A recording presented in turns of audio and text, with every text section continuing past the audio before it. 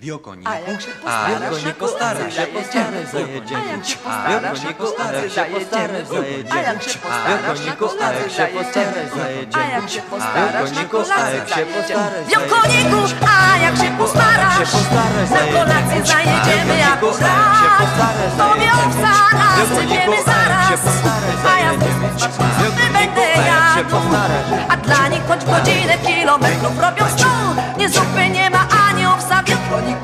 Wiokoniku, dla nich zimny garaż, nam się lepiej żyje mimo starych lat. Powoli szłapał konik z krajem szosy, starego galambosza ciągnąc wóz.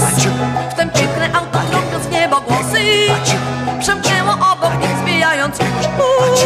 Hej ojcze, krzyknął szofer, widzi mi się, że piechtą jednak prędzej by się szło.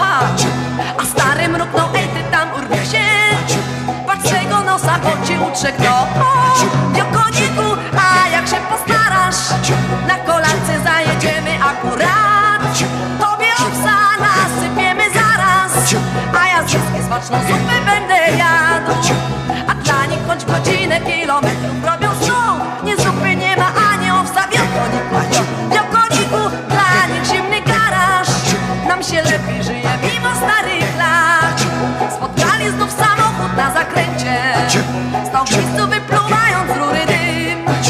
A oto wcipny szofer kląc zawzięcie, schylony nad motorem dłubiąc bim.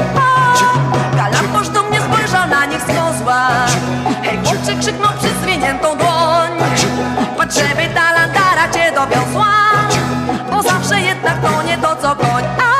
Wiokoniku, a jak się postarasz, na kolację zajedziemy akurat. Tobie owsa nasypiemy zaraz, a ja z wszystkich smaczną zupę będę jadł. A dla nich choć godzinę kilometrów robią sto, nie zupy nie ma ani owsa. Wiokoniku, dla nich zimny garaż, nam się lepiej żyje mimo starych lat. Wiokoniku, A jak się postarasz, Wiokoniku, na kolację postarasz się, zajedziemy. postarasz, A jak się postarasz, na kolację zajedziemy.